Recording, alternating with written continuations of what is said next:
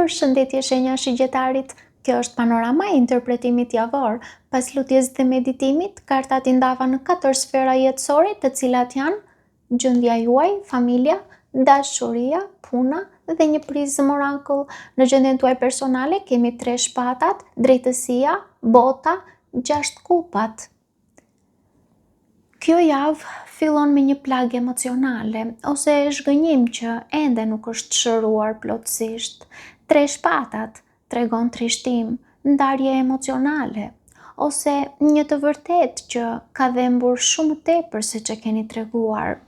Por menjëherë pas kësaj shfaqet karta e drejtësisë dhe kjo kartë tregon se po përpiqeni ta shihni situatën me më shumë kthjelltësi dhe objektivitet.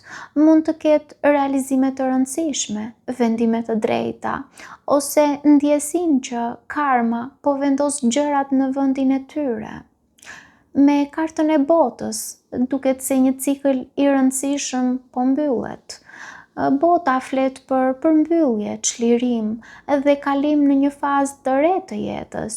Megjithatë, fundi me kartën 6 kupat tregon që zemra juaj ende kthehet pas tek kujtimet, njerëzit apo emocione që kanë pasur shumë rëndësi për ju, ose që kanë shumë rëndësi për ju.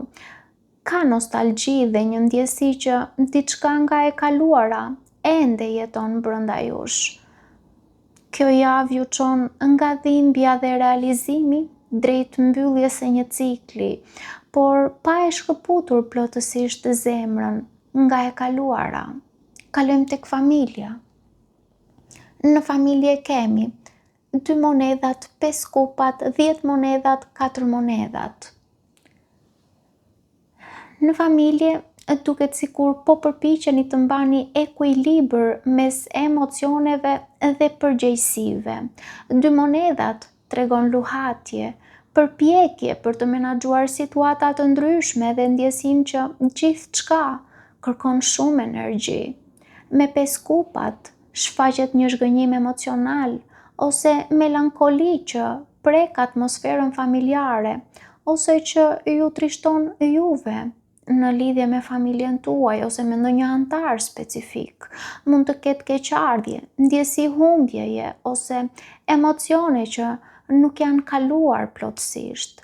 Por karta me 10 monedhat tregon se pavarësisht gjithë kësaj, familja mbetet një pikë stabiliteti dhe sigurie. Duket se ka lidhje të forta që ndoshta nuk mund të thyhen lehtë. Megjithatë, 4 monedhat tregon se dikush mund të jetë shumë i mbyllur emocionalisht, kontrollues ose i fokusuar fort tek siguria materiale dhe ruajtja e kontrollit. Ndoshta mund të jeni ju ose dikush në familje që mund të jetë partner ose antar familje, por kjo kartë mbart, unë do të thoja edhe një farë rezistence për shkak të zhgënjimeve të mëparshme dhe në dukje mund të nënkuptojë edhe pak kopratësi, por unë do ta quaja një veprim konservator, sepse duket sikur po mbron atë që ndoshta mezi e ka krijuar. Pra në familje, këtë javë duket sikur ka një dyzim mes dëshirës për stabilitet dhe frikës për të lëshuar emocionet apo kontrollin. Kalojmë tek dashuria. Në dashuri kemi 6 monedhat, 8 shpatat, 8 monedhat kalor si shkopinjve. Dashuria këtë javë ka energji lëvizjeje, por edhe tension të brendshëm. 6 monedhat tregon dëshirë për ekuilibër dhe reciprocitet. Njëri nga ju ose të dy ju po përpiqeni të jepni më shumë, të tregoni kujdes ose të riktheni harmoninë mes jush, por për disa unë do të thoja kujdes, mos i jepni më shumë se ç'merrni. Menjëherë pas saj shfaqet karta 8 shpatat dhe kjo tregon bllokim mendor ose emocional. Mund të ketë hezitim, frikë, pasiguri ose ndjesinë që dikush po mendon shumë dhe po vepron pak. Me kartën 8 monedhat, situata fillon të marrë më shumë seriozitet, sepse kjo kartë tregon përpjekje reale, komunikim që ndërtohet gradualisht dhe dëshirë për të punuar mbi lidhjen. Dhe fundi, me kartën kalorësi shkopinjve, sjell një ndryshim të fortë energjie, sepse nënkupton pasion, lëvizje, afrim i papritur. Mund të jeni ju kundrejt një personi ose një person kundrejt jush që afrohet me shumë dëshirë dhe vrull, por edhe një veprim, do ta quaja unë, disi jo i mirë menduar. Për shembull, ka një sjellje të tipit ohu të dali ku të dali dhe unë do ta bëj përfundimisht këtë gjë. Ose mund të jetë një veprim tjetër i tipit unë e dua, por më pas ka një reagim të tipit e urrej. Pra, duket sikur ka një situatë një herë të nxehtë dhe një herë akull. Në anglisht është një shprehje që mund t'i përshtatet shumë bukur kalorësit të shkopinjve. Shpreha është wishy-washy. Edhe kjo shprehje përdoret për dikë që është i pavendosur, pa qëndrim të qartë, që ndryshon mendje shpesh, ose që nuk tregohet i fortë apo e sigurt në atë që do. Për shembull, në dashuri, një person wishy-washy mund të jap sinjale të përzierura. Një ditë afrohet shumë, ditën tjetër tërhiqet ose sillet sikur nuk di çfarë do.